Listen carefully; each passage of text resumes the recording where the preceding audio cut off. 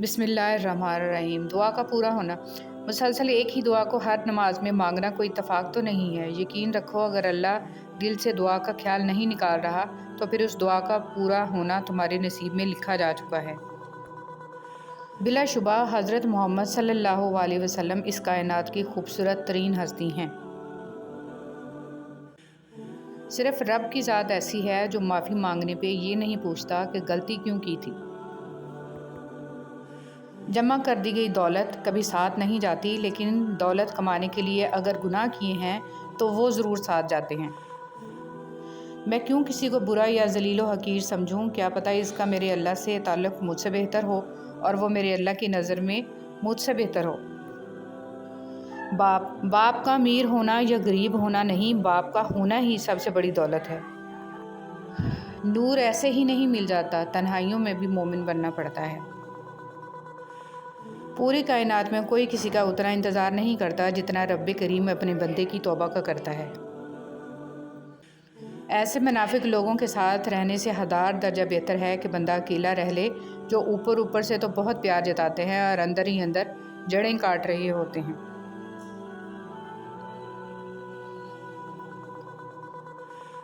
Time pass ज़रूरी नहीं कि टाइम पास कुछ दिनों का हो। कुछ लोग 1 साल, 2 साल और 3-4 साल भी टाइम पास करते हैं और इतनी महारत से करते हैं कि उनके साथ बीता आपका हर लम्हा आपको सच लगता है, क्योंकि आपको इन पर यकीन होता है।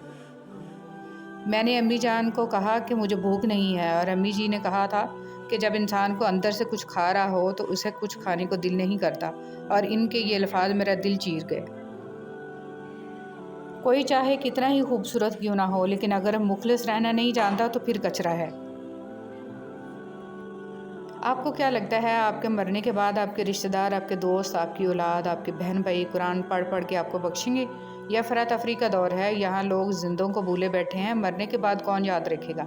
अपनी फ़िक्र आखिरत की खुद करें, अपने लिए कुरान पाक खुद पढ़ें, यही अक्लमंदी है, और अपने हाथ से सदका खैरात करके रुखसत हों। कुरान पाक सिर्फ चूमने, बंद करके गिलाफ में लपेट कर ऊंची जगह पर रखने के लिए नहीं उतारा गया, बल्कि कुरान पाक खोलने, पढ़ने, समझकर इस पर अमल करने और इसकी रोशनी दूसरों तक पहुंचाने के लिए उतारा गया है। ताल्लुक़ भी रिज़्क़ की तरह होता है, बदनीयती आ जाए तो बरकत ख़त्म हो जाती है। अपनी नेकी छुपाना आपकी सोच का इम्तहान है, और दूसरों के गुनाह छुपाना आपके किरदार का इम्तहान है। अगर नमाज़ पढ़े बगैर आपकी ज़िंदगी सही चल रही है तो आपको डरने की ज़रूरत है, क्योंकि अल्लाह ताला ने आपको आखिरत के बदले इस दुनिया का आर्ज़ी सुकून अता कर दिया है। वही लोग अनमोल होते हैं जो परेशानी में दिलासा देते हैं, अक्ल की बात करते हैं, हमेशा तन्हाई में इस्लाह करते हैं, कोई लालच नहीं रखते। ऐसे लोग कीमत से नहीं किस्मत से मिलते हैं। ज़िंदगी का सादा सा असूल बना लो, किसी की मदद कर सकते हो तो कर दो और बदला अल्लाह पाक पर छोड़ दो। इससे ज़्यादा नफ़ा का बिज़नेस नहीं दुनिया में।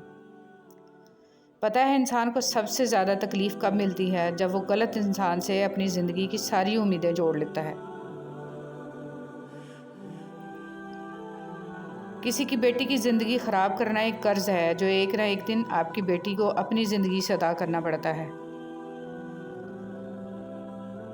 जब कोई इंसान नाराज़गी दूर करने के लिए पहल करता है तो उसका हरगिज़ ये मतलब नहीं है कि वो गलत था, बल्कि इसका मतलब ये है कि इसे आना से ज़्यादा रिश्ते अजीज़ हैं।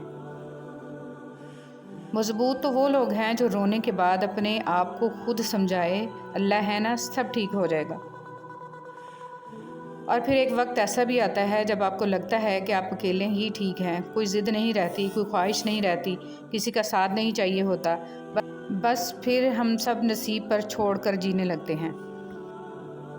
यकीन तो समंदर में भी रास्ता बना देता है, यकीन तो सुलगती हुई आग को भी ठंडा कर देता है। तो तुम अपने रब से इतने मायूस क्यों हो? यकीन मौजज़ों का बहुत ख़ास हिस्सा है, और वो आखिर में तुम्हें तुम्हारा यकीन कैसे थाम लेगा, तुम इसका तसव्वुर भी नहीं कर सकते।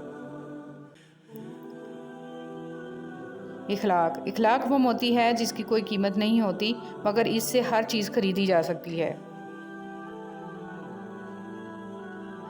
अल्लाह का रंग। अगर तुम चाहते हो तुम चुन लिए जाओ तो तुम भी चुन लो, अल्लाह को या दुनिया को, क्योंकि अल्लाह ने किसी इंसान के सीने में 2 दिल नहीं बनाए।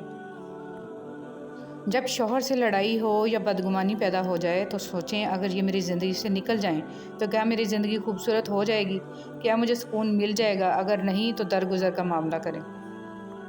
دوستی اور تعلقات میں رابطے کم یا زیادہ ہوتے رہتے ہیں۔ یہ اہم نہیں ہوتا کہ ہر وقت کا ساتھ میسر ہو، اہم یہ ہے کہ جو مقام انسان نے کسی کو ایک بار دیا ہو اس کو برقرار رکھے۔